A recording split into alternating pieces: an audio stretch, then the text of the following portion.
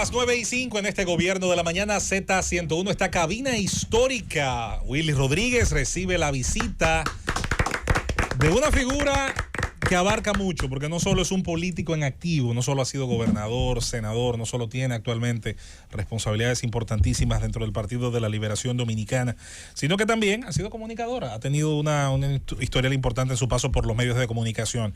Está con nosotros Charlie Mariotti, que aunque es de Monte Plata, también hay que decir, tiene su pedacito sureño, porque es oriundo precisamente de esa parte del país.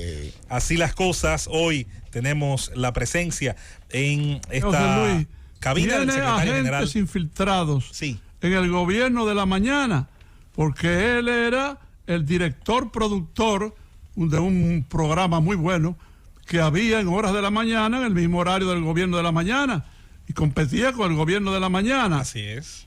Uno de esos miembros, el más importante, ¿sabe quién era? Nayib Chaed, que está con nosotros hoy. Don Álvaro, ¿cómo está usted? Estamos, Charlie, un placer de oírte y no te puedo ver, lamentablemente. Gracias por su apoyo incondicional de años. Por usted logré yo un reconocimiento nacional. Senador italiano, ¿cómo anda todo? Qué bueno saber de usted. En la lucha. Mire, don Álvaro, ¿usted sabe cómo se llamaba ese programa? Ganas de joder y algo más, Gadejo. Y después Nayib no estuvo ahí, Nayib pasó después. Yo hacía Gadejo con Trifolio y Nayib entonces entró a la radio, fue en el matutino de Rumba, que estaba don Mario Rivadulla, así es, Alex Jiménez y Nayib Chaed, don Álvaro. Buenos días, Charlie, la verdad que es un verdadero placer para nosotros como equipo recibirte en este gobierno de la mañana. Nos gustaría iniciar esta conversación sobre el tema de una probable propuesta ya reforma constitucional que se discute en el Consejo Económico y Social por iniciativa del gobierno del presidente Luis Abinader. El PLD todavía no ha fijado una posición con respecto a ese tema y nos gustaría comenzar por ahí, la opinión. El PLD, el Comité Político, primero buenos días y un saludo a todos ustedes. Y nada, agradeciendo bastante y sobremanera a Bienchi Rodríguez, a Bienvenido. Y qué pena venir aquí sin que esté físicamente el amigo Willy Rodríguez, con quien, imagínate, yo tengo en la radio, vinculado a la radio, llevo 46 años, y encontré a Willy ya haciendo disc jockey cuando yo entré a la radio. Es decir, que nos conocimos prácticamente durante todo ese tiempo, mantuvimos de alguna manera una relación. El comité político del PLD se reúne esta tarde, a las 3 de la tarde. Y ese es uno de los temas, quizás el tema más importante. Entonces, el presidente del partido recibió al presidente de la Junta Central Electoral. Recibimos de manera formal los puntos, lo que plantea el Pleno, la Junta Central Electoral, listas cerradas en el caso de los regidores y vocales, el tema de las circunscripciones, pero el tema de las proporcionalidades en función de los escaños obtenidos en función del porcentaje, buscar algún tipo de equilibrio ahí para que no se repitan, según su visión, para que no se repita lo que pasó en el 2002 y después lo que pasó en el 2010. El tema del transfugismo, básicamente lo que plantea es una redefinición. Esa sería la reforma a la ley electoral. La parte de la ley electoral. Pero en lo que se refiere a la Constitución, sobre todo el tema de el objetivo principal. Lo que pasa es que van vinculados, porque por ejemplo aspectos como el transfugismo, si tú no vas a una reforma constitucional no puedes resolverlos. Entonces por eso lo mezclé para responderte las dos cosas. Entonces todos esos temas que están en una mesa que se llama Justicia y Transparencia, algo así, están todos incluidos, aunque por un lado la parte electoral se está tratando en la Junta Central Electoral y la otra en el CES, pero es parte del diálogo nacional. Sobre esos temas el PLD va a asumir posición, se supone que esta tarde, porque en el caso de la reforma constitucional, en el caso de la parte de la reforma electoral hay plazos. Y hay ya en el plano de la reforma constitucional también ya se están exigiendo propuestas en base a la aprobación, a partir de la aprobación de la metodología. Pero yo no puedo opinar sobre eso hasta tanto no lo discuta. Sí. Claro. Muy bien. Hay un aspecto que me gustaría, secretario, que aclarara, es el tema de ese hilo fino que hay entre alguna propuesta de la ley electoral que implica, de hecho, modificación a la Constitución de la República y la propuesta de modificación a la Constitución que ha presentado el gobierno al CES. No, el anteproyecto de reforma, ellos ya anda circulando. Lo que pasa es lo siguiente: si vas a resolver el transfugismo, no es un tema de redefinir o de cambiar porque hubo oscuridad o dualidad en la ley vigente. Tienes que irte a la reforma, tienes que irte a la Constitución para que de verdad los puestos, que es la única manera de tú pararlo después que sales electo, es que los puestos sean de los partidos políticos, básicamente, y la Constitución no te lo permite. Entonces, al final lo otro no, lo otro puede ser objeto de una ley, porque no niega derechos. Porque ¿qué fue lo que dijo el Tribunal Constitucional? El Tribunal Constitucional lo que dijo: no, espérate. Ustedes pretendieron una cosa, pero eso no es posible, porque el derecho a elegir y ser elegido es un derecho fundamental. Entonces, cuando usted lo escogen, independientemente de que usted tiene una estructura atrás, de que usted tiene todos los esfuerzos de una militancia, el puesto es suyo. El puesto es suyo, no es del partido. Entonces, eso sin reforma no es posible. Por ejemplo, en ese caso, que es de los más preocupantes para la estabilidad sistémica, para el fortalecimiento de la partidocracia, porque eso daña sustancialmente a la partidocracia. Bien, secretario, yo me gustaría un balance. Ya nosotros, el 27 de febrero, ya este próximo domingo, el presidente de la República le habla al país. Tenemos ya un año fiscal de logros y realizaciones que ha presentado el propio gobierno, y me gustaría conocer el balance que tiene el Partido de la Liberación Dominicana sobre la gestión de gobierno del presidente Luis Abinader. El balance, quien rinde cuentas al país es el presidente de la República. Nosotros tenemos que esperar que él, en ese escenario que le pone la institucionalidad y la democracia dominicana, él se exprese. Nosotros responderemos. Pero la ejecución de política pública en materia económica, ¿cómo ve el Partido de la Liberación Dominicana? Evidentemente que él va a hablar de crecimiento económico del 12 y tanto %. Nosotros insistimos que el referente es el 2019, nunca el 2020. Nosotros hablamos de recuperación y de crecimiento interanual de un 4 punto y tanto en función del crecimiento real del Producto Interno Bruto. Él va a hablar de hecho su ministro de la presidencia hoy dice que hay un plan súper agresivo en materia de viviendas, pero en estos días, en ese mismo diario, que hoy lo entrevistan, que me imagino que inmediatamente pidieron el espacio para responder, porque yo sí admito que están muy agresivos en la defensa del gobierno, cosa que hay que respetar, y creo que es el papel de un funcionario y de cualquier dirigente político si se siente comprometido con una organización política. Pero al final fue el mismo Diario Libre que dijo que apenas que no se había llegado ni siquiera a un 2%, 3% de las viviendas prometidas. Me imagino que hará referencia a un aumento del 66% de los costos de construcción, en los materiales de construcción. La madera ha subido casi un 120%. Asumimos que ya que dijo que cero restricciones, sin restricciones y sin, ¿cómo se llama? Y sin mascarillas. Me imagino que ya habrán menos excusas para enfrentar los problemas de la gente. Vamos a ver qué dice de la inflación, de los alimentos, de posibles alivios para la clase media, para los sectores productivos. En fin, vamos a esperar que rinda cuentas. Vamos a ver qué dice de Monte Grande, de la presa de Guayubín. La veo impaciente a usted de ahí. Señor Charlie Mariotti, secretario general del Partido de la Liberación Dominicana. A mí me gustaría saber cómo va ese proceso de fortalecimiento y de organización interna del PLD, luego del pasado Congreso y de la renovación del comité político, del comité central, ahora en los otros organismos del partido. ¿Cómo va trabajándose eso y cómo se va asimilando ese proceso dentro del PLD?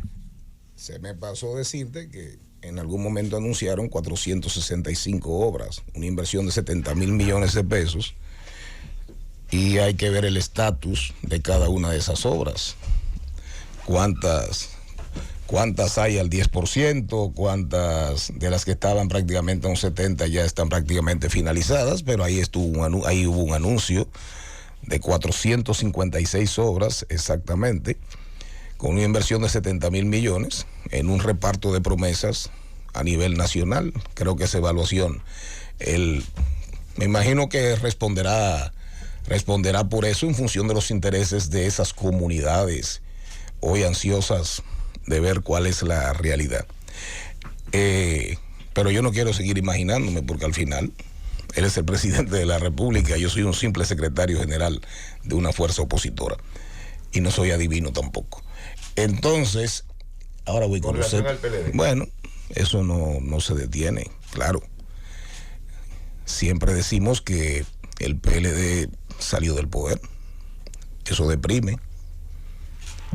Y más cuando tú supuestamente no estabas, había muchos compañeros y compañeras que no estaban preparados.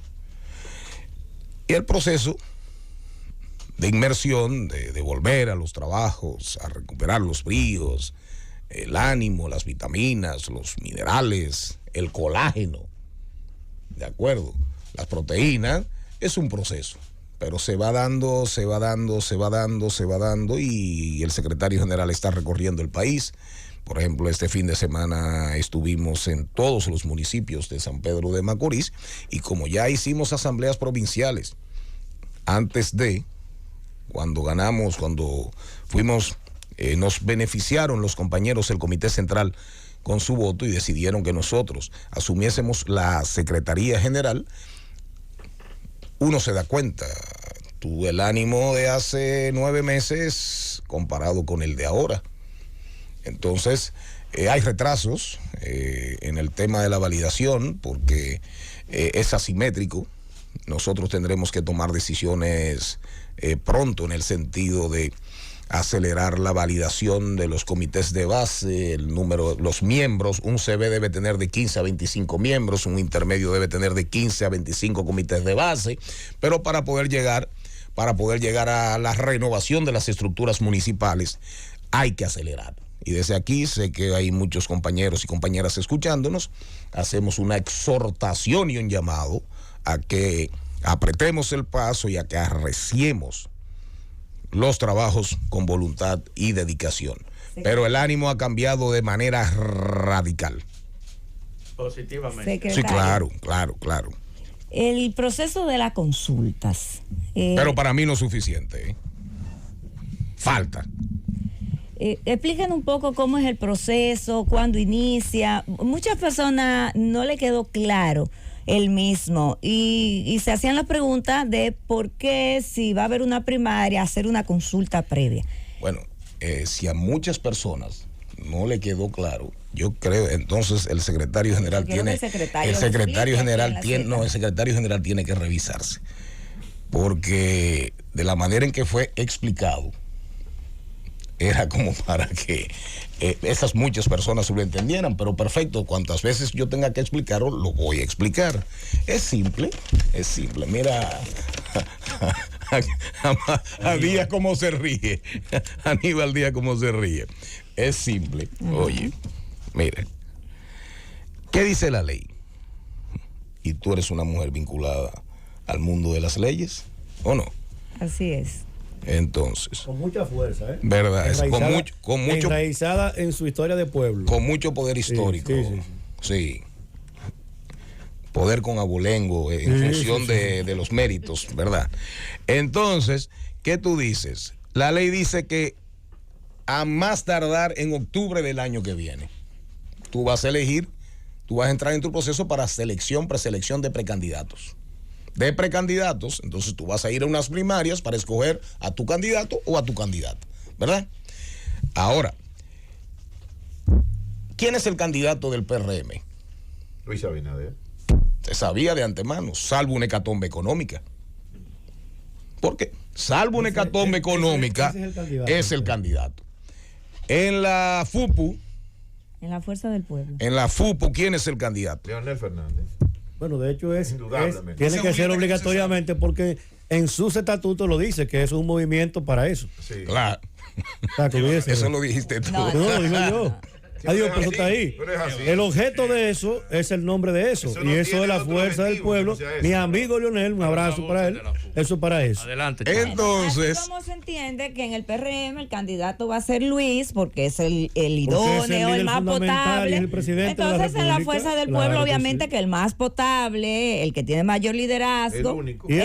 No el único. Le dicen el llanero, pero continúe don Charlie. Fernández, pero continuemos con don Charlie, que me está explicando. Entonces, que por cierto, ¿cómo es que dice don Alvarito? La hormiguita.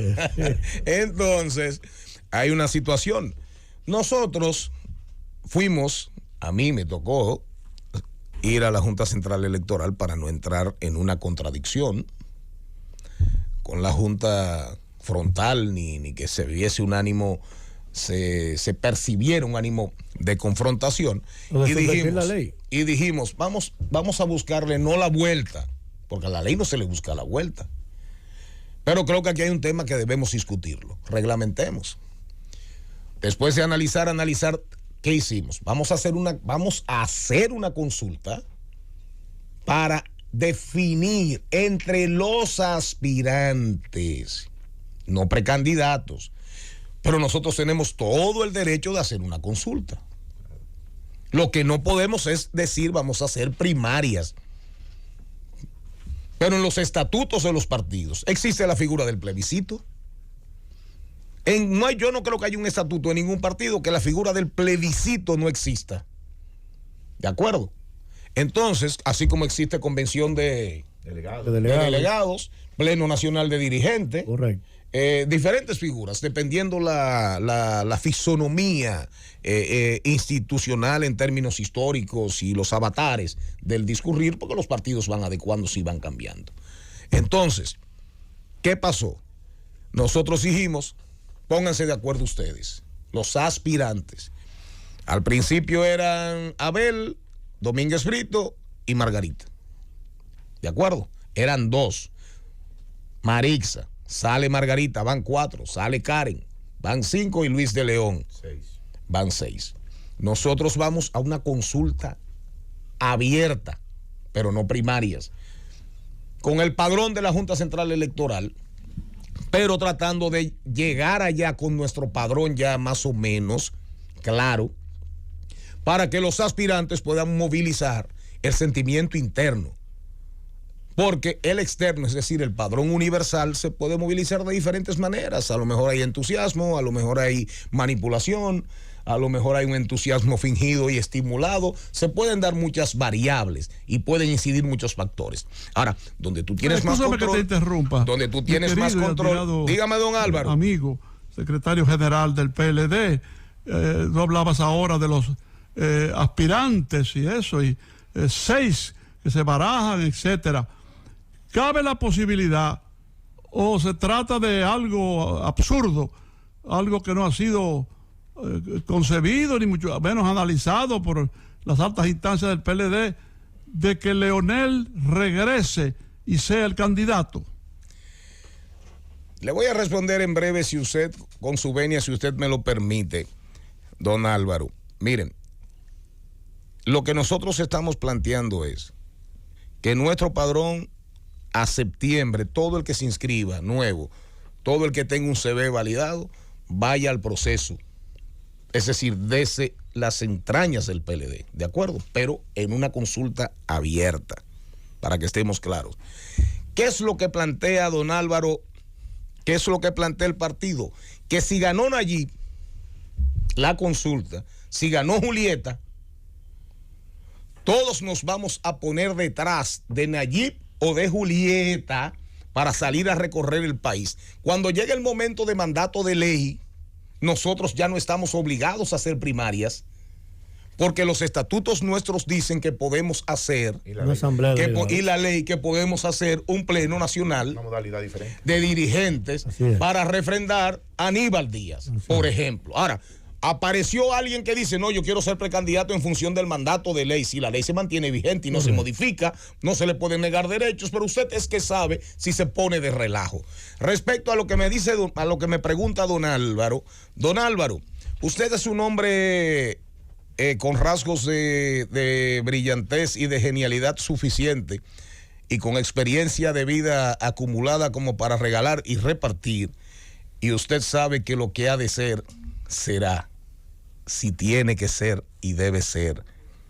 Entonces, el PLD no habla de alianzas, el PLD no está pensando, el PLD solamente piensa en una alianza. La alianza con sus cuadros más comprometidos, la alianza con su proceso de reestructuración, con su proceso de fortalecimiento, y al final vamos por la 27 hacia la Plaza La Trinitaria, y otros irán por el otro carril, y el que llegue primero a la Plaza La Trinitaria, si el que viene detrás quiere sumarse, que se sume.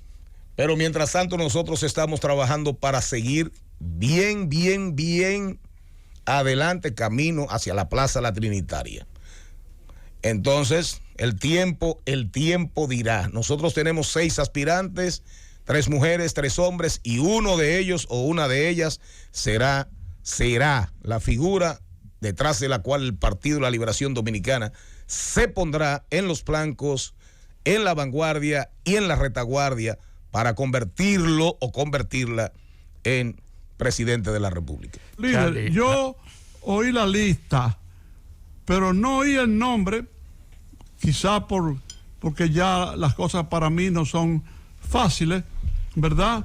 No oí el nombre de alguien que tiene una gran aceptación y buenas posibilidades, Abel Atahualpa Martínez Durán. No, yo lo mencioné, don Álvaro, lo mencioné de primero inclusive. Excúsame. No, lo mencioné de primero, pero no por la A. Porque ellos firmaron un documento, los 5, y se sumó Luis de León el día de la reunión del Comité Central. Y ellos fue que tomaron sus decisiones. El Comité Central lo único que hizo fue refrendarlas, aprobarlas, corroborarlas, para que sean oponibles y vinculantes a todos y a todas. El que perdió, perdió, y el que ganó, ganó. Don Charlie, de hecho, la presentación suya, primero como precandidato a secretario general, siendo un senador de mucho fuste, además un hombre de la convicción de estadista, un hombre de Estado y que ha sabido vivir estos procesos. A mucha gente generó respuesta su victoria en función de que se percibe en el PLD desde dentro, sobre todo con mucha gente joven en ese partido, que asumió su candidatura, y por eso, entre otras razones, usted logró ser el secretario general de un partido que tenía un gran secretario general, que en paz descanse, mi amigo Reinaldo Pared, un hombre de mucho aporte a la democracia y de mucho respeto, él y su familia. En su caso, ese proceso ve en el PLD el resurgir de un espacio de mucha gente joven que está detrás de usted y que lo veo en los recorridos suyos. Le pregunto, se habla de un lado y de otro, de los dos, tanto del PLD como de su desprendimiento más importante, que es la FUPU, se habla de una alianza electoral local, provincial, y eso en unos u otros casos se habla del tema. Pero no sería contraproducente para el PLD ir aliado en plazas importantes con sectores o con personales líderes de la FUPU, porque al final, si ustedes van como deben ir detrás de ir solos a la Trinitaria y que lo alcance el segundo allá, ¿no sería mandar un mensaje equivocado que encabece boleta, por ejemplo, en la capital un dirigente de la Fuerza del Pueblo. ¿No sería extraño eso? Mira, Aníbal, es que yo veo todo eso como extemporáneo. Pues la experiencia, yo soy el producto de más de las derrotas que de las victorias. De la resiliencia. Y sí, de la resiliencia. Yo aprendí perdiendo, por eso aprendí a recuperarme tan rápido de las derrotas. A los 2 días yo estaba creando programas de radio y creando programas de televisión. A los 2 días de perder. Ahora me tomó un día más, un día más, y ya estaba creando el programa de radio al mediodía con Mariotti y compañía, que lo hago yo mismo, pero no se habla de política. Y ya yo tenía concebido un programa de temporada, una docuseries de no más de entre 4, 5, 6 capítulos, para comenzar con la seguridad social. Yo como talento. Y tenía un programa semanal, para que tú entiendas. Y todo eso lo concebí yo después de la derrota. Hasta que apareció un amigo y me dijo, aspira a la Secretaría General, porque tú le convienes, o sea, conviene que seas tú. Bueno, perfecto. Me tiré a esa aventura. Me tiré. Ahora, tú le preguntas a un senador hoy de la Fuerza del Pueblo, para complacer a Julieta, que no sé por qué se molestan por las siglas. No, porque es el nombre correcto, señor secretario. Es por un tema de fonético. Pero le voy a decir algo, señor secretario, con mi humilde experiencia en los medios, que nada más son 20 años también, yo creo que para que la gente entienda lo que es eso de la FUPU, porque nadie conoce lo otro. Pienso que siempre Fuerza del Pueblo recae en el pueblo y en la Constitución. Lo que pasa es que yo soy de las personas que entiendo que siempre uno se debe dirigir al contrario, al oponente o a cualquier persona con respeto, claro, sobre todo si está desde un medio de comunicación como la CEP. Pero FUPU no molesta, porque es FUPU, Fuerza del Pueblo. Ahora se puede decir FU del PU. Senador, no se distraiga. FU del PU. Vamos a cambiarte el nombre. FU del PU. Ya. No se distraiga, FU del PU. La FP. O la FP, como tú quieras. Sí. AFP. Mira. Entonces, senador, pero así como usted fue resiliente y asumió a entender desde, en su caso no de la derrota, sino de un quehacer distinto, y asumió ahora ser secretario general, en función de eso. Pero hay gente en su partido y gente en el otro partido, en el desprendimiento más importante, que es la FUPU, históricamente hablando, y que hoy, en función de eso, habla de alianzas provinciales. Pero, no genera un mensaje equivocado. Pero es que, óyeme, es que eso no sale del PLD. El PLD no está en eso. Porque sigo en la línea. Los que fueron senadores en el 2020 salieron senadores, no los que brincaron la tablita, que salieron en la boleta del PLD y brincaron. ¿De acuerdo? Por eso a veces duele mucho en algunos segmentos y en algunos sectores la palabrita transfugismo. Pero bueno, no abramos heridas. No abramos heridas. No abramos heridas innecesarias. Ahora, no abramos heridas innecesarias. Ahora, ¿ustedes creen que esas alianzas del 2020 se repiten?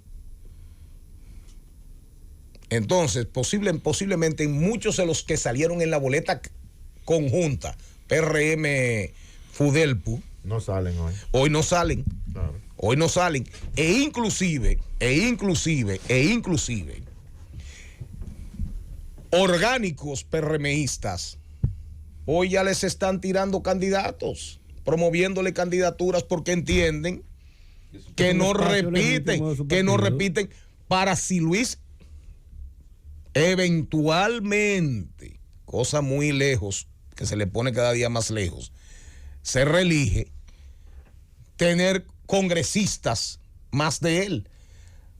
No es verdad que eso se va a repetir, porque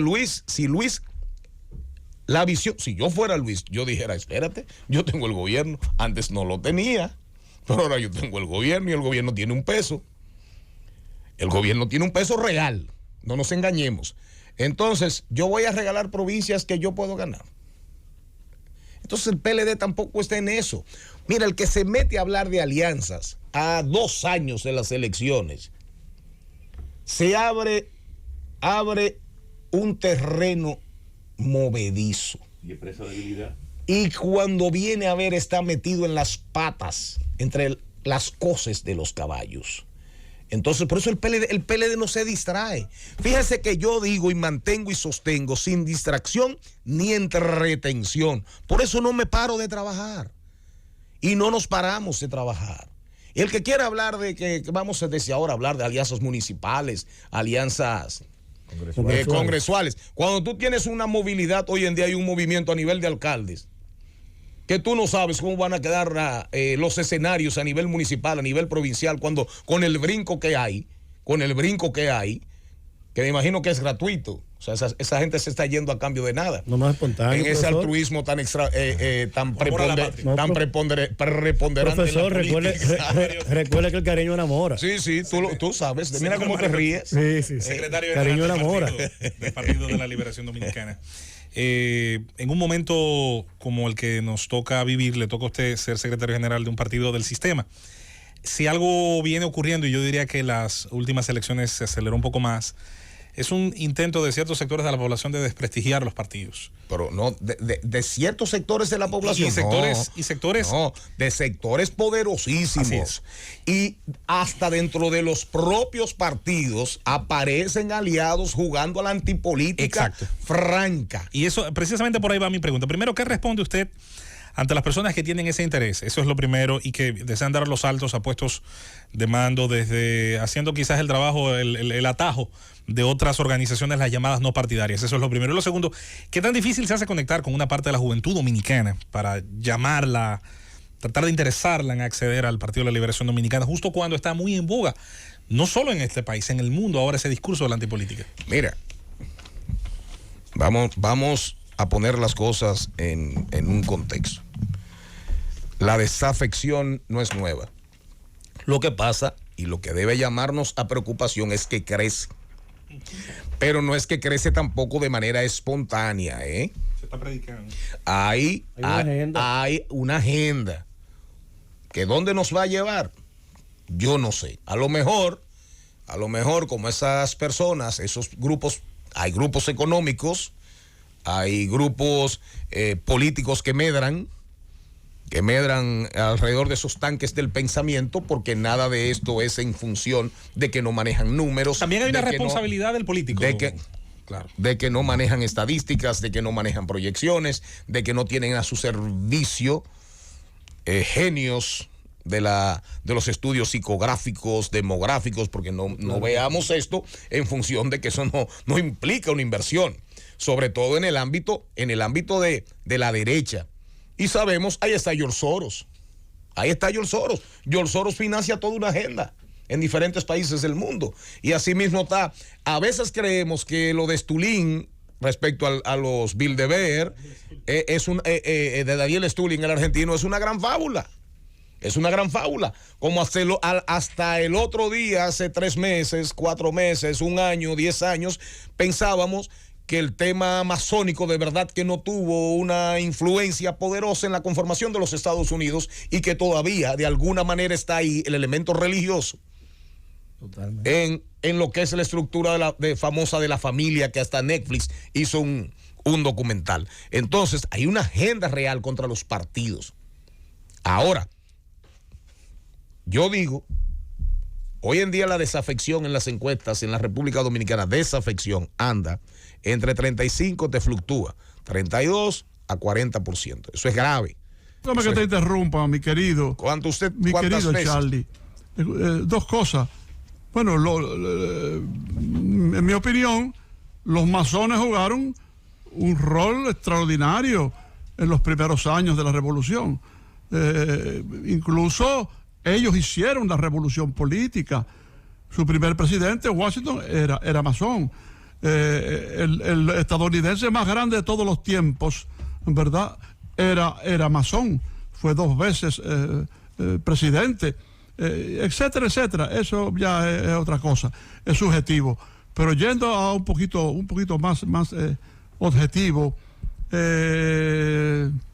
¿tú crees, Charlie, que en las elecciones pasadas hubo sectores importantes del PLD que no apoyaron y en cambio hasta sabotearon la candidatura de Castillo?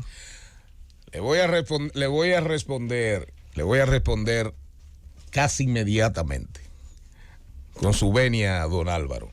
Entonces, para terminar con la antipolítica. 40%, entre 32 y 40%. Claro, la desafección. En las encuestas. Lo que pasa es, eso significa que no tienen, ante la pregunta simpatías partidarias, te dicen ninguno. Pero hay un tema, el peso de las figuras. Cuando tú le haces la pregunta, independientemente de quiénes sean los candidatos de esas tres fuerzas políticas, eso se reduce a 3, a 4, a 5, porque ya llega la hora de tomar una decisión, claro, a quién le entrego las riendas del país, claro, en función de las posibilidades. Entonces, como en el escenario no aparece nadie que te pueda captar un 15, un 10 de eso, pero tampoco se puede descartar, claro, porque ahí hay ejemplos claros, Bolsonaro, aparece un Pedro Castillo, o no, es un Pedro Castillo, exacto. Ahora, ¿qué es lo que pasa? Eso es un gran riesgo, porque la pospandemia nos va a decir a nosotros, nos va a hablar cuando la analicemos a profundidad. ¿Y qué nos va a decir? Que nosotros en República Dominicana no estamos pensando en el país que queremos, y en el mundo entero ahora mismo tampoco nos hemos dado cuenta. Hay países que no han entendido que ese neoliberalismo, ultraliberalismo y el mercado como el dios de todo,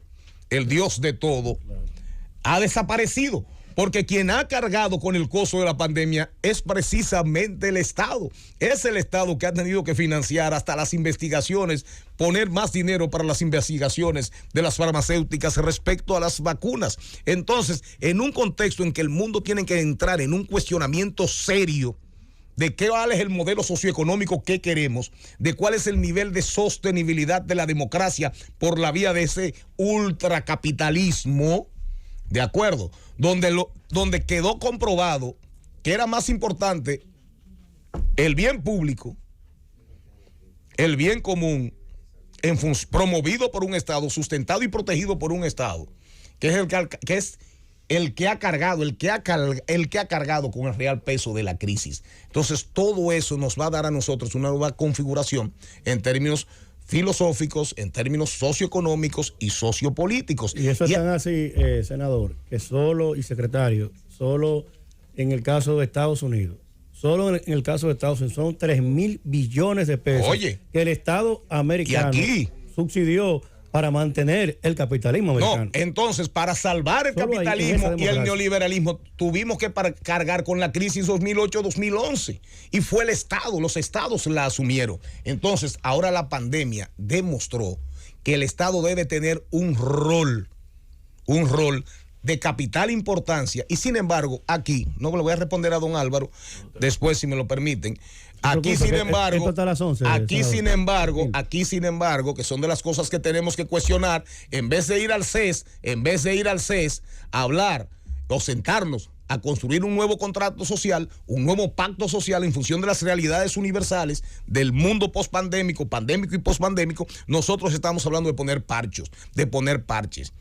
Entonces, ahí entra el tema. O sea, la política, la democracia, hay que reconfigurarla en función de las realidades económicas y el papel que le vamos a dar al Estado. Ahora, aquí vamos en sentido contrario a las manecillas del reloj. Aquí estamos externalizando todo. Entonces, ya está apareciendo una literatura, y los invito, atención don Álvaro, está apareciendo una nueva literatura que recrea y recoge lo que fueron las propuestas de la nueva gestión pública de los 90, pero ya reaparece con otros conceptos, otras claridades en función de la realidad que nos trajo el COVID-19. El Estado tiene que ser fuerte.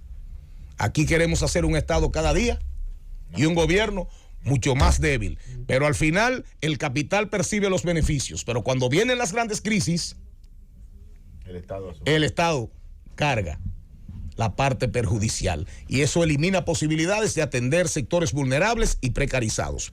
Voy con don Álvaro. Es una visión muy particular de Charlie Mariotti, no tiene que ver nada. No, pero porque tampoco, ¿verdad? Solo en el día de hoy el gobierno da el informe de que ha invertido 133 mil millones en el COVID-19. Entonces, para robustecer el análisis. Don Álvaro. Adelante, Charlie. Mire, le voy a decir una cosa, y se lo dije en un programa a mi amiga querida Yulisa Céspedes, de CDN. Gonzalo fue un candidato extraordinario, contra viento y marea, contra la conspiración de febrero, que nos cargaron un muerto que no era de nosotros ni fue de nosotros. Que entiendo que las primeras respuestas del PLD fueron incorrectas en términos tácticos y estratégicos, pero yo cargo la parte de mi culpa, aunque yo no fui de los que le tocó tomar decisiones, pero me toca de manera responsable como parte del colectivo. Esa conspiración de febrero nos costó a nosotros la eventualidad hasta de una segunda vuelta, porque los números estuvieron ahí. El ex compañero sacó menos de un 5% en promedio. Y contra viento y marea, a pesar, usted dirá, el Estado. El compañero es el de la FUPU, ¿verdad? El compañero Gonzalo Castillo sacó un 38%. En otras circunstancias, y lo digo responsablemente, el candidato ideal de hoy del PLD hubiera sido Gonzalo Castillo. Ahora, yo no quisiera meterme porque uno escucha, hay rumores de que hubo gente que se cubrió, como dicen en el ámbito de los galleros. Taparse. Hubo gente que se tapó, que si fulano, que si fulana, que si mengano, que si mengana. Yo prefiero, don Álvaro, en este sentido, sentarme con usted en algún momento y que compartamos la información que usted tiene. Imagínese usted. Sería un honor para mí, aunque lamentablemente para ti tendrías que venir a mi casa. Pues yo no puedo salir. A menos que sea una cita médica y me llevan en mi silla de ruedas, pero tendría que ser aquí. Yo voy 500 veces. Yo voy 500 veces porque estos muchachos no saben. Estos muchachos no saben, don Álvaro, que usted y yo no conocemos de aquellos días gloriosos de la redacción del Nacional. Tenemos en cabina la presencia del secretario general del Partido de la Liberación Dominicana, Charlie Mariotti, con quien continuaremos después de esta pausa. Mi hermano, sí. ¿Qué expositor? Para aquellos que no conocían ese aspecto de Charlie, se trata, su experiencia en los medios de comunicación así lo demuestran. Tenía un programa de radio tan bueno que competía con este. Pero óyeme, oyendo a Charlie, usted sabe que merecía el cargo que tiene y más todavía, porque qué expositor, qué analista, cuánta categoría. Ya quisieran Nayib y el doctor Romero Sánchez tener en el PLD esa capacidad de exposición. Siendo las 9:57 en este gobierno de la mañana, Z101, y mantenemos la presencia en cabina del secretario general del Partido de la Liberación Dominicana, Charlie Mariotti, quien tiene, por supuesto, varios temas en carpeta y, por supuesto, la respuesta a las preguntas que hemos compartido con él. De verdad, un gran locutor comunicador, además de, por supuesto, su actividad permanente en el mundo de la política. Adelante, secretario. Contigo tengo una pendiente, Juventud. Cuando tú buscas la movilidad, las inscripciones, nuevos miembros en el PLD, pesa más la juventud que cualquier otra cosa. Que es suficiente, que tenemos, digamos, una estrategia como clara, definida, así, de captación. Te diría sí y no.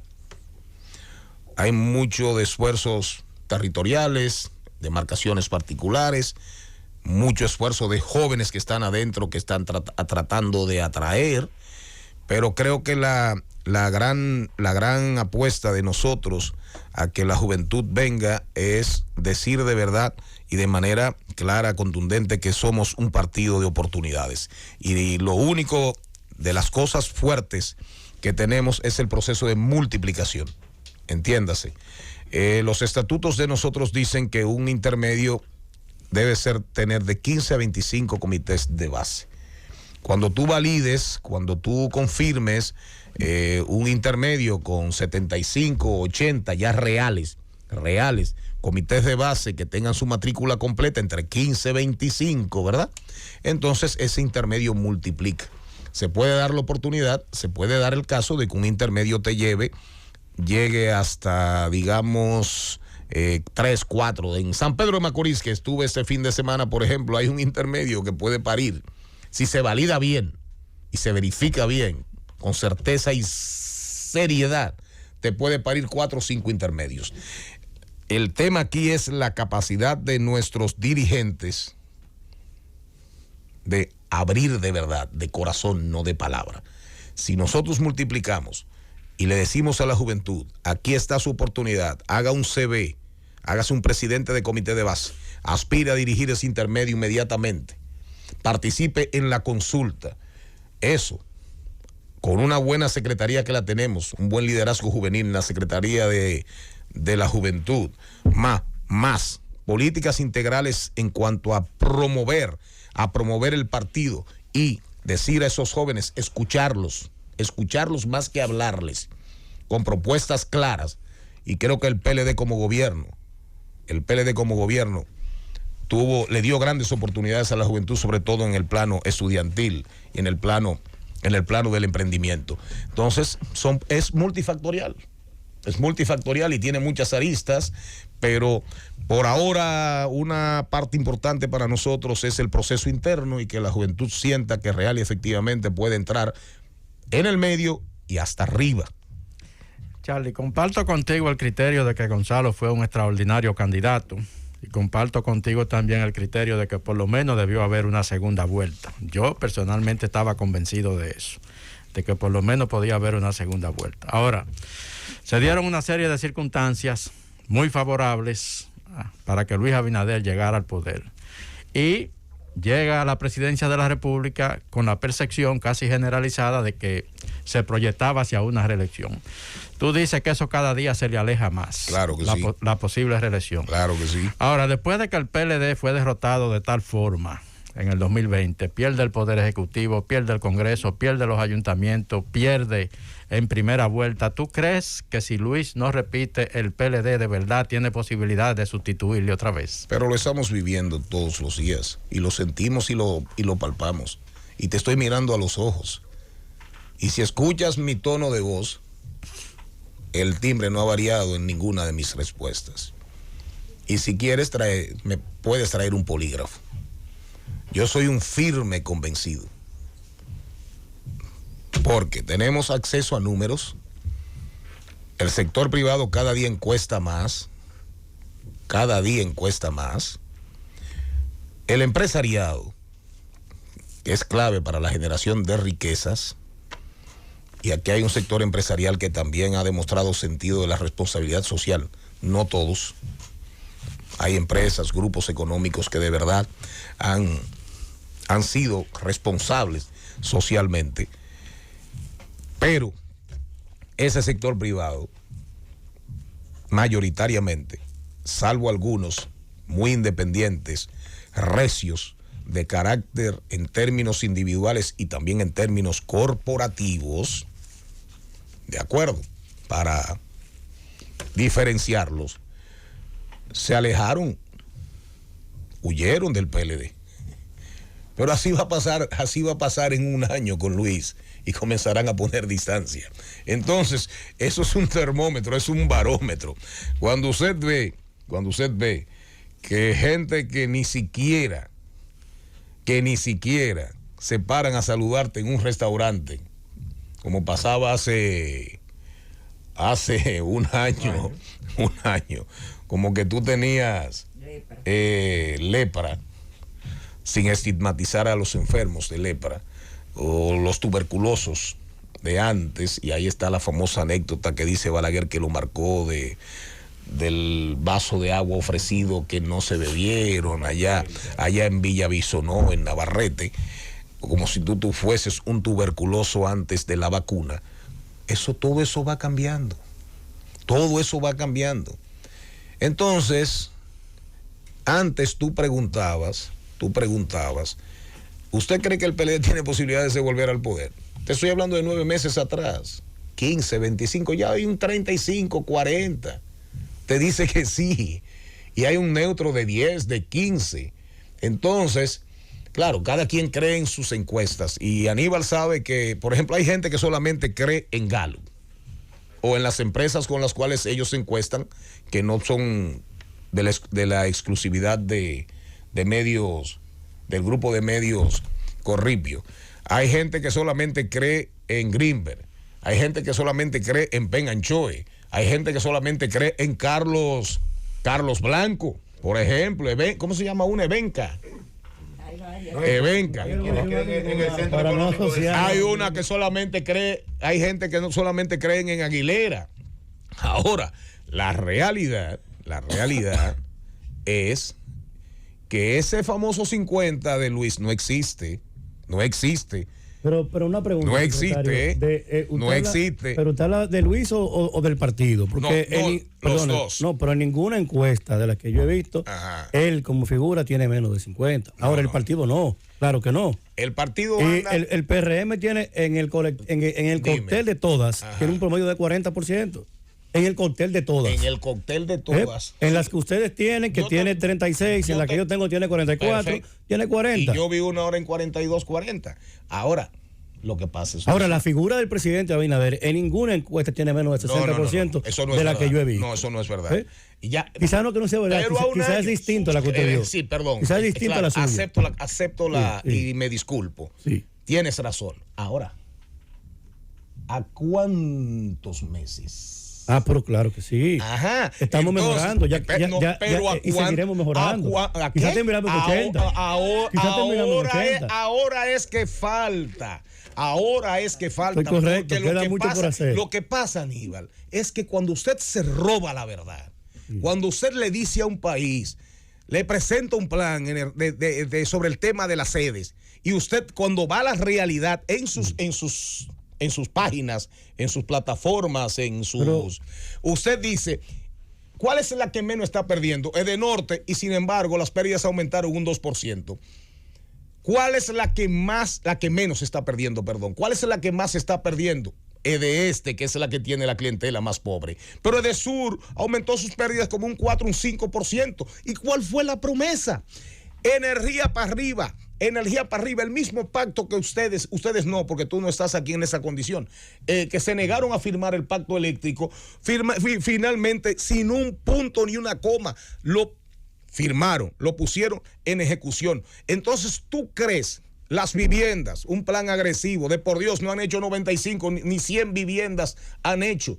Tú dices, el tema INAVIE, desayuno escolar, no existe, libros de textos en estos días, un banderazo azul como que era Lewis Hamilton que iba a salir. Tú dices, seguro familiar de salud, mi amigo Chago ha ido más o menos. Servicio Nacional de Salud, un desastre. Entonces, yo no sé cómo es, dónde está qué, con qué van a subir. Ahora, el hecho de que el gobierno vaya mal, la gente pasando hambre, 700,000 pobres que habían salido de la pobreza regresando. Los materiales de construcción, 68% promedio. Pegar un blog entre 25, 28 y hasta 30 pesos. Entonces, la gasolina, los combustibles, el formulito, la formulita. Entonces, por Dios. Pero secretario, ¿cómo van a subir? Dime tú. De lo más reciente a lo más último. Dime tú. Usted empezó diciendo, se robaron el argumento. No, la verdad. Mire, yo lo quiero llevar más se robaron la verdad. Pero espérese, secretario. Usted dijo, se robaron la verdad y habla de energía. Yo pensé que usted iba a hablar de Temo. O de los que dijeron más de 14 veces en los 4 gobiernos suyos. Perdón, suyo no. Usted era legislador. Usted no era ejecutivo. Pero perdón, tú te has leído a la Merkel. Charlie, esto hasta las 11. Pero te has leído a la Merkel. Secretario, es hasta las 11. Te has leído a la Merkel. ¿Qué tenemos que ver? Vivan en el pasado. En 16 años de su gobierno, que usted no era funcionario, que fue un buen legislador, y por eso lo respeto. Sin embargo, fue la promesa que no cumplieron. Pensaba que se refería a Temo, pero además, el que dijo que estaba colapsado el sistema sanitario en Twitter y en redes sociales y en esta emisora fue Chanel Rosa. Nosotros hemos recuperado el sistema hospitalario. Nosotros lo hemos recuperado. ¿El qué? Ahora, lo hemos recuperado. Pero no mentíamos. Lo que tiene, pero perdone, profesor. Mentiras compulsivas. Profesor, perdóneme. La mitomanía profesor, gobernando el país. Profesor.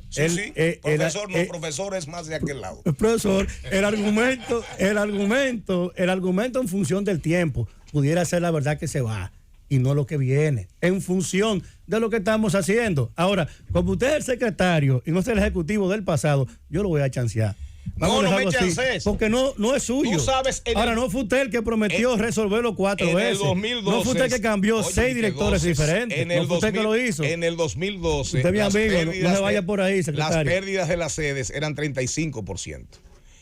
Nosotros la dejamos en 26.8, 27 al salir del gobierno en el 2020. Hoy ese promedio anda entre 37 y 38. Esa es la realidad. Ahora vamos a ver la nómina. Tiene una lógica. Vamos a ver la nómina. Y usted la dijo ahorita como usted empezó. 108% de inflación mundial. Vamos a ver Solo Estados Unidos tiene 29% acumulada este año. ¿Y por qué no me aplicas el criterio de la inflación al crecimiento del Producto Interno Bruto para entonces hablarme de un crecimiento o hablarme de recuperación? Es lo mismo. Entonces, vuelvo. Tú me hablas de que se desvincularon 190,000 personas. 190,000 se desvincularon. Todavía no se reconocen derechos. La carrera administrativa se la han pasado por el forro.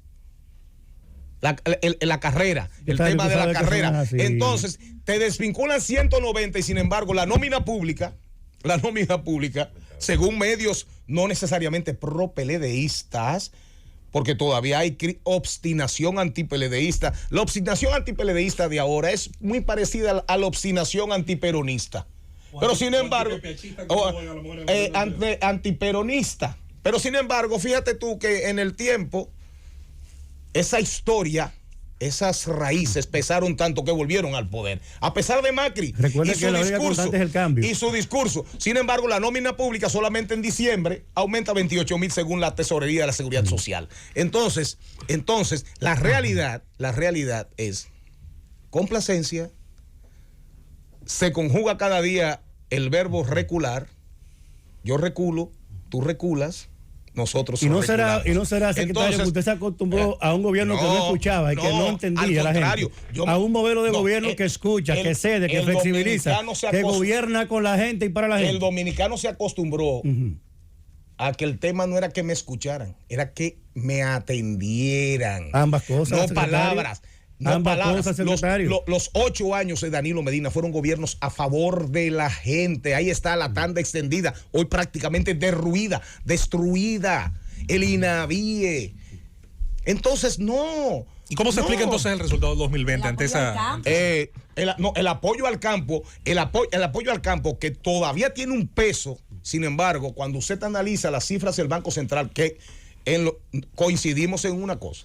Héctor Valdés Albizu es un grande. Ahora, yo no llego a los niveles de Pedro Brache de decir que hay que hacerle una estatua, ¿verdad? Pero es un grande. Pero fíjate tú que Héctor Valdés Albizu, de alguna manera, aparte de su formación profesional, donde adquiere la experiencia y quien le da la oportunidad de convertirse en ese monstruo en el buen sentido, son los gobiernos del PLD. Y le dejamos esa herencia por suerte. Le dejamos esa herencia por suerte al PRM. Que no fue que el presidente le dejamos Abinader esa herencia al PRM. ¿Usted no cree que el presidente, perdóneme, Charlie, que el presidente Abinader tuvo la visión de entender que estaba recibiendo un país colapsado por una crisis mundial? ¿Qué? Pero profesor, pero un país colapsado y usted tenía un país cerrado y el presidente Abinader tuvo la visión de dejarle a usted su gobernador, que usted dice que no lo dejaron. Se lo recibimos y se lo dejamos. Ustedes saben, por respeto a la macroeconomía, ¿dónde radica parte del fracaso de esta gestión con apenas, que ya es vieja, con apenas 16 meses? Dígame. Con apenas 16 meses. 18 meses. ¿No será que se siente con más apenas viejo 18 meses? Y está afuera? Óyeme, que ustedes llegaron sin relato. Ustedes se encargaron, aprovechando esa fractura del PLD con el ex compañero 3 veces presidente. Con el del 5. Que fue un gran presidente. Sí. Fue un gran presidente. ¿De acuerdo? Ustedes se encargaron de no hacer el suyo.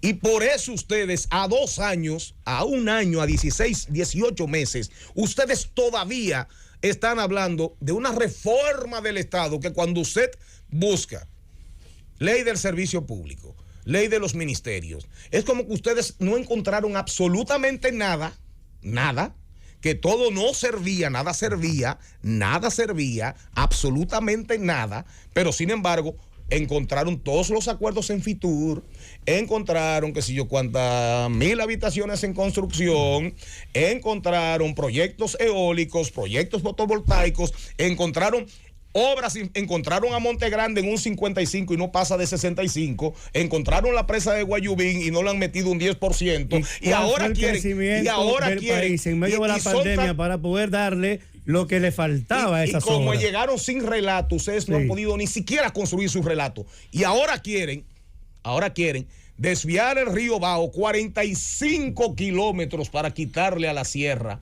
con la presa de las Placetas, quitarle la vida y el Bao, alejárselo para Casa del Caray cuando había otras opciones. Entonces, 465 obras. Y creo que hay como 280 obras que no llegan ni a un 10 o 15%. Secretario. No, pero perdóname, antes que eso, secretario, ¿la recuperación del turismo es una realidad o es un mito? Qué bueno, porque eso es un tema que tú manejas. ¿Es una realidad o es un mito? No, recuperación sí. Ajá. Pero el crecimiento es mentira. ¿Y es obra de quién? El crecimiento es mentira. La recuperación no es obra de quién. Averigua los números del 2019. ¿La recuperación que la ha hecho? No, claro, o porque ustedes tienen el gobierno. Ajá. Y lo estamos haciendo bien. La recuperación, claro, la recuperación, pero con mentiras. Pero también con diferencias a su criterio. Con mentiras. Porque ustedes con mentiras. Ustedes lo que no le dicen, ustedes lo que no le dicen. Ese no es Charlie Mariotti. Ustedes lo que no en este momento entró otro canal. Ustedes lo que le dicen, ustedes lo que le dicen, no lo desconozco. Ustedes lo que le dicen al país, ustedes lo que le dicen al país es, ok, nos recuperamos.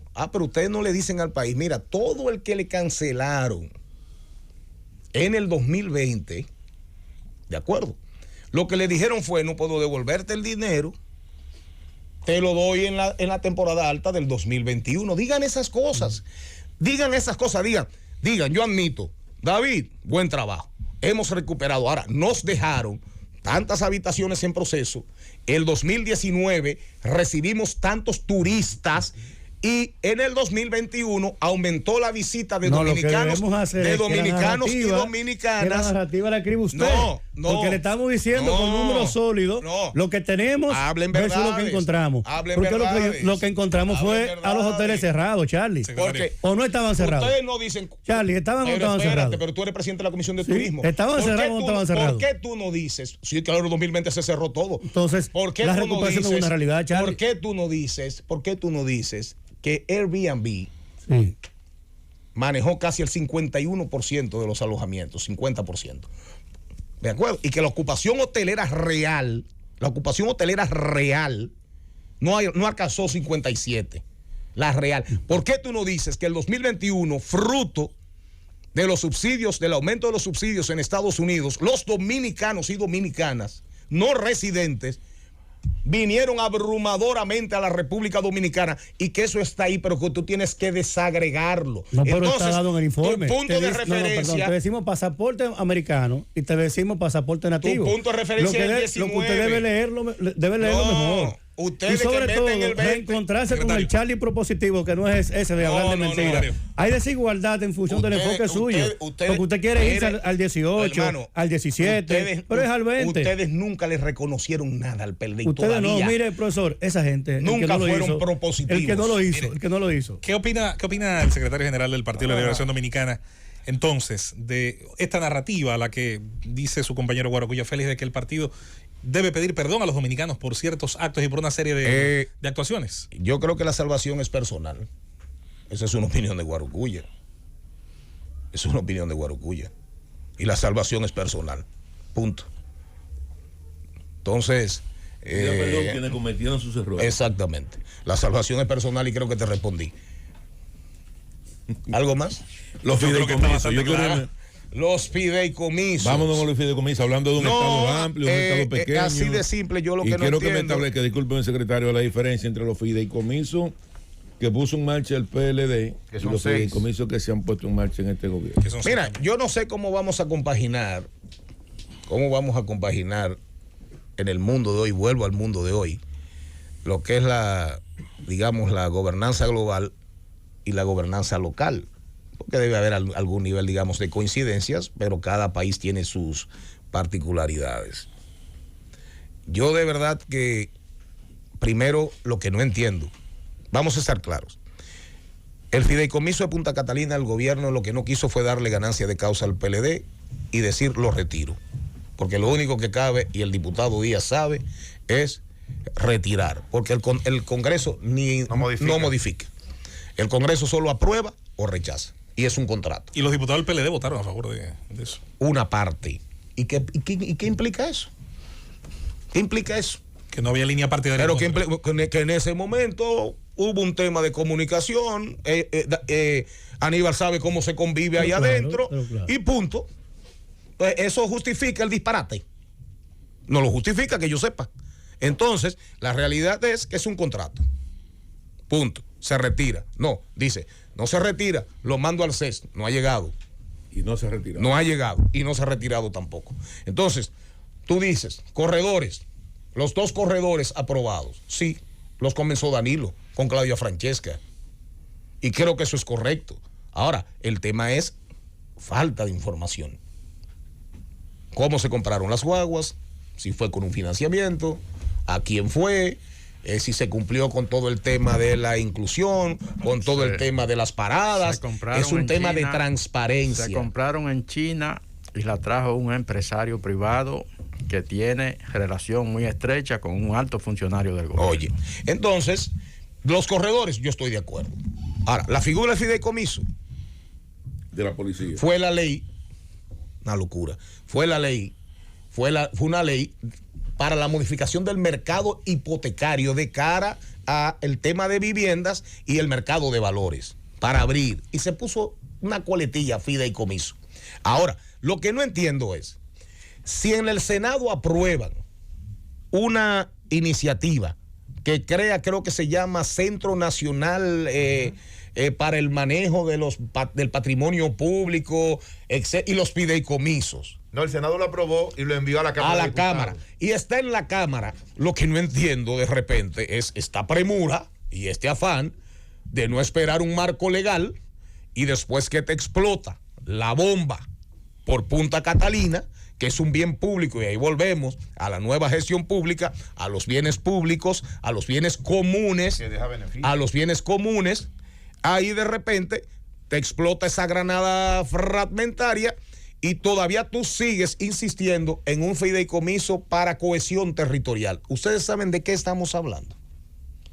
Ustedes saben, hay un concepto que se llama la subsidiariedad. Eso yo nunca he podido dar con esa palabra. Eso mismo, nunca he podido dar. Sabes que hay palabras que tú no cuadras con ellas nunca. Que lo que te dice es el traspaso de competencias a la municipalidad. Correcto. ¿De acuerdo? En aspectos, salud primaria, por ejemplo. Cosas pequeñas. Eso se viene hablando desde cuando el presidente Fernández, eso se viene hablando como desde el 2006, 2007, 2008. De acuerdo, eso se quedó en el tintero, se quedó ahí. Y al final, de repente, la idea era, volvimos a tratar sobre un tema de fondo de cohesión territorial. De repente, aparece un fideicomiso de cohesión territorial. Aparece un fideicomiso de manejo de residuos sólidos, de vertederos. Aparece un fideicomiso de la policía. Ahorita te va a aparecer un fideicomiso del régimen penitenciario en la línea norteamericana, por ejemplo. Ojalá. Ahorita te va a aparecer un fideicomiso de manejo de hospitales. Entonces tú tienes 18 fideicomisos. Y de la Fuerza Armada. Entonces, ¿por qué no esperas y dices que vas a someter un fideicomiso Pedernales? Donde la figura, el PLD no se niega a la figura, porque el PLD le empujó. Yo creo que sería irresponsable si el PLD se negase, como no se puede negar al tema de las APP, de las alianzas público-privadas, cuando fue el PLD que sometió la ley. Ahora, el tema es, dime para qué, dime cuál es el beneficio, de qué me desprendo, qué recibo, porque al final, sí, voy a lograr un bien social tangible que me permita hacer construir, reconstruir, promover más bienes sociales tangibles en favor de la clase media, en favor de los sectores más precarizados, bueno, pues perfecto, vayamos a las APP, vayamos a las alianzas público-privadas, pero en base, al final, dime también como estadista, como jefe de Estado, ¿cuál es el Estado que tú quieres? O sea, tú, que aspiras a que te reelijan, ¿cuál es el Estado que tú quieres? ¿Cuál es el Estado que tú nos vas a dejar o le vas a dejar al que te sustituya de tu propio partido o al presidente o a la presidente que venga? Entonces, ahí es donde radica nuestra crítica. Punta Catalina es el bien más grande del Estado Dominicano y deja dinero. Hoy no tiene gerente. ¿Pero cuánto hace que lo quitaron? Meses que lo quitaron, ¿verdad? Sí. Entonces, bueno, canibalízala. Secretario, pero ahí mismo. Con los corredores. Perfecto. ¿Qué vas a hacer? ¿Qué estás haciendo con el sector privado? Ahora dime qué vas a hacer con la OMSA. Dime el plan. Porque al final la OMSA, ¿cuánto cuesta un pasaje de la OMSA? 15 pesos. Perfecto. ¿Va a ser rentable? Sin subsidio del Estado. Jamás. ¿Cuánto cuesta un pasaje en el corredor? 35. Entonces tú me estás diciendo a mí, un aspiracional. El sector público tiene que ser tan competitivo como el sector privado. Perfecto. Espérate, eso es poesía pura. ¿De acuerdo? Ahora, la onza a 15 pesos, la otra 35, la onza hay que subsidiarla. Es imposible tener... La onza con un recorrido de 30 kilómetros frente a uno de 12 kilómetros. Entonces yo lo que digo es, lo que sea ineficiente, lo que no puede ser recuperado, hagamos al APP. Ahora, lo que usted no... Hay una función social también. Claro, del Estado. Ahora, lo que tú no puedes es quedarte, que el Estado se quede como un cascarón, con todo externalizado, tercerizado, y que al final, cuando llega la hora de la verdad, tu papel es seguridad ciudadana. Por cierto, por primera vez aparece en las encuestas, crisis de autoridad. Y el cura de Cristo Rey dice, ¿de qué me están hablando? Y las cifras nadie las da. Son secretas. Entonces, de repente tú dices, ¿cuál es el papel del Estado? Seguridad de las fronteras, seguridad nacional, seguridad ciudadana, salud, educación, educación abajo, educación universitaria, ¿qué más? Seguridad social, ya. Entonces, todo lo demás. Yo creo que entre todos debemos, y es, ahora voy a lo propositivo que me exige Aníbal, que me demanda y reclama, ¿verdad? Cosa que ellos nunca hicieron. Eran críticas.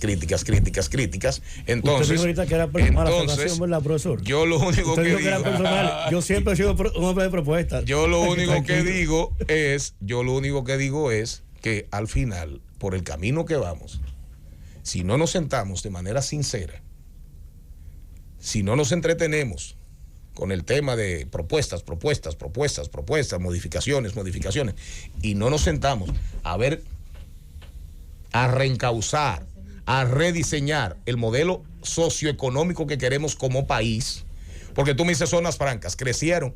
¿Pero por qué?